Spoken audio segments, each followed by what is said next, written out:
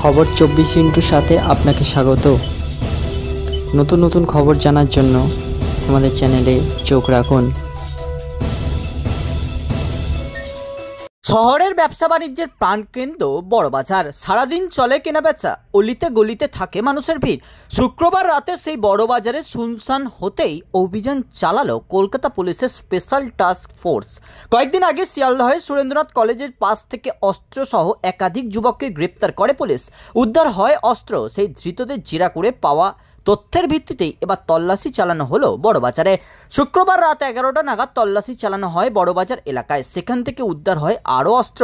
শিয়ালদহে অস্ত্র উদ্ধারের পর থেকেই আতঙ্ক বাড়ে শহরে। এছাড়া কিছুদিন আগে যেভাবে ভর সন্ধ্যে প্রকাশ্যে রাস্তায় কলকাতা পুর নিগমের কাউন্সিলর সুশান্ত বন্দ্যোপাধ্যায়কে লক্ষ্য করে গুলি চালানো হয়েছিল, তাতেও প্রশ্ন ওঠে নিরাপত্তা নিয়ে।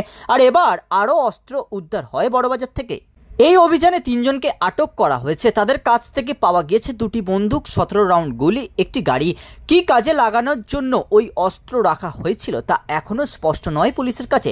ধৃতদের নাম সন্তোষ সাহানি, জিতেন্দ্র কুমার ও মনোজ কুমার। তারা 3 জনই উত্তরপ্রদেশের বাসিন্দা। তাদের বিরুদ্ধে অস্ত্র আইনে মামলা রুজু করা হয়েছে। উল্লেখ্য, সুরেন্দ্রনাথ কলেজের পাশে অস্ত্র উদ্ধার হওয়ার পুলিশ জানতে পারে ধৃতদের ছক ছিল বড়বাজারকে কেন্দ্র করেই। 5 যুবকের টার্গেট ছিল বড়বাজার। বড় সড় লুটের পরিকল্পনা ছিল তাদের। পুলিশের জেরায় জানতে পেরেছে বড়বাজারের এক ব্যবসায়িকের প্রতিষ্ঠানে বিপুল অঙ্কের টাকার লেনদেন হওয়ার কথা ছিল।